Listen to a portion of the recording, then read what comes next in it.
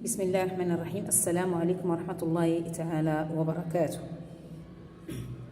Alors, dans cette séance, on va faire une autre leçon sur les cahiers de la lycéole niveau CM2, yani al-Mustawa al-Khamis ibtida'i. Bien, voilà notre leçon, c'est peut-on cultiver sur tous les sols? Je me demande. Observe ces champs de maïs qui ont reçu la même quantité de pluie et de soleil. À ton avis, pourquoi les plantes n'ont-ils pas poussé de la même façon? Bien. Alors, l'objectif de cette fiche ou bien de cette leçon, c'est de viser à faire comprendre que tous les sols ne sont pas équivalents, d'accord? Pour la culture, bien sûr. Alors, la matière organique présente dans l'humus qu'on va voir permet de retenir l'eau qui sera utile aux végétaux. Donc, elle sera aussi minéralisée pour fournir les minéraux nécessaires à la croissance végétale. Voilà, il faut bien noter ici, il faut bien souligner le mot ou bien la phrase ou bien cette partie, c'est qu'ils ont reçu la même quantité de pluie et de soleil. Et pourquoi, vous voyez, les plantes n'ont-ils pas poussé de la même façon? D'accord? Voilà. Alors, donc, on va voir, ou bien il faut faire.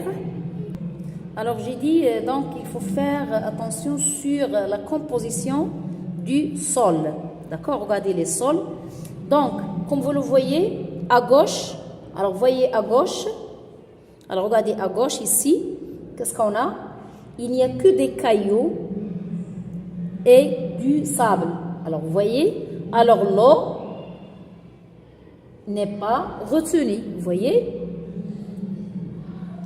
À droite, regardez bien à droite, le sol est sombre. D'accord? Cela ressemble à l'humus qui est riche pour la croissance des végétaux. Alors voilà, on va savoir qu'est-ce qui caractérise un sol cultivable. D'accord? Alors je cherche, deuxièmement, à réaliser cette expérience et observe où se passe le verset.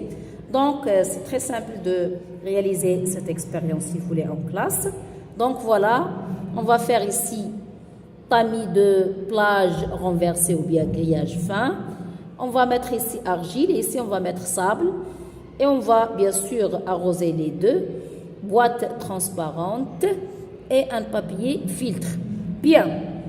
B. Par l'affirmation incorrecte. Alors, le sable composé de petits grains laisse passer l'eau. On dit qu'il est perméable. L'argile est constituée de minuscules particules très fines. Une fois gorgée d'eau, elle retient l'eau et devient imperméable. Le sable et l'argile ont la même ou bien le même effet sur l'eau. D'accord? Je vous donne le temps de réfléchir et après je vais vous donner la réponse. Quel sol te semble plus favorable à la culture et pourquoi? D'accord? Toujours la réponse à la fin après avoir bien réfléchi et pensé à ces questions. Alors voilà, troisième question. Observe cette expérience puis rédige ta conclusion.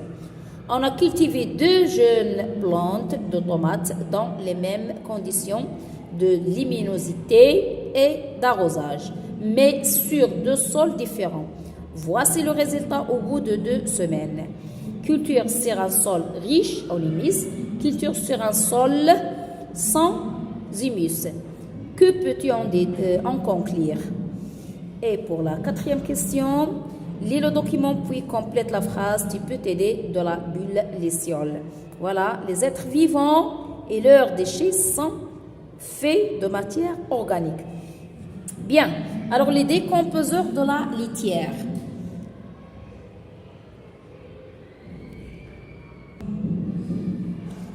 Bien, alors les cloportes ou les lombriques sont des animaux détritivores.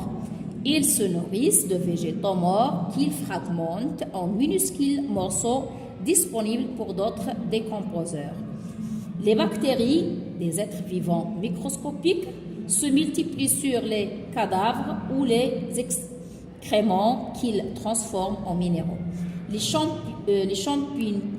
champignons dégradent les végétaux et les animaux morts, ils les transforment en minéraux. Et voilà, il faut terminer cette phrase, d'accord, ou bien compléter cette phrase. Les décomposeurs transforment la matière qui enrichit l'hélice. Et il faut utiliser les mots-clés pour faire une conclusion. Bien. Alors voilà, on va ici, l'affirmation qui est incorrecte, c'est que le sable et l'argile ont le même effet sur l'eau, c'est faux. Et voilà ici, je peux dire le sol, si vous voulez, qui semble favorable à la culture, c'est l'argile, semble plus favorable à la culture car elle retient l'eau que les plantes pourront utiliser. D'accord? Et voilà ici, que peut-on en déduire? On va écrire la plante a mieux grandi dans le sol contenant de l'humus. Ce sol est donc favorable à la croissance des plantes. Et ici, bien sûr, on va dire que les décomposants transforment la matière organique en minéraux qui enrichissent l'humus. Voilà, je peux tirer une conclusion. La culture est plus facile sur un sol imperméable et contenant de l'humus. Les décomposeurs transforment la matière organique en minéraux. Voilà pour cette leçon.